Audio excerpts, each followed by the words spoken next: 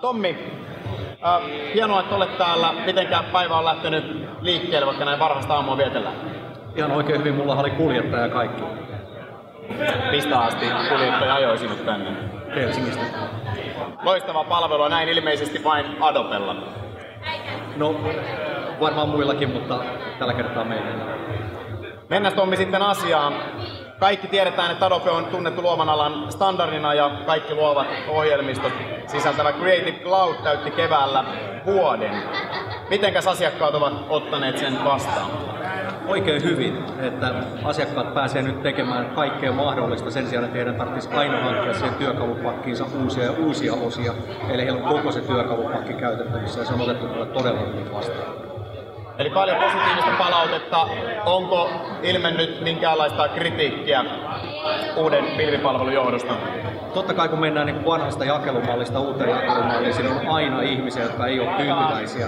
Mutta suurin osa näistä tyytymättömistä on lukenut asiat väärällä tavalla tai käsittänyt asiat väärin. Eli meillä on paljon semmoisia myyttejä, joita meidän täytyy vielä murskata tuossa siinä, että mitä pilvipalvelu oikeasti tarkoittaa. Mutta kritiikkiä tulee aina, mutta me vastataan siihen kyllä ja pääsääntöisesti asiakkaat on hyvin tyytyväisiä.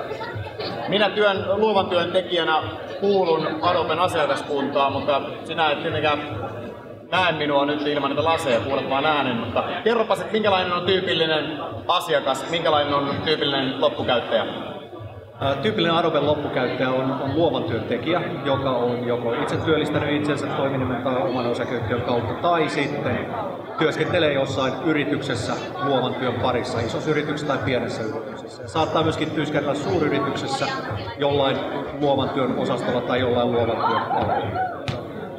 Mennään sitten hieman tulevaisuuden kuviin. Tässä kun on seurannut tätä aamua ja teidän standia, niin täällä on jo kuhina käynyt. Miltä tämä päivä näyttää ja miltä tulevaisuus näyttää Adobe Creative Cloudin kanssa?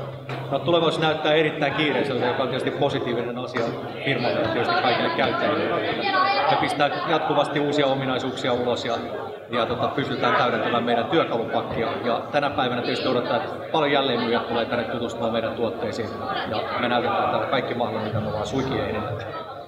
Sitten Tommi lopuksi kerros vielä, että mikä on oma suosikki Creative Cloud-tuoteperheessä?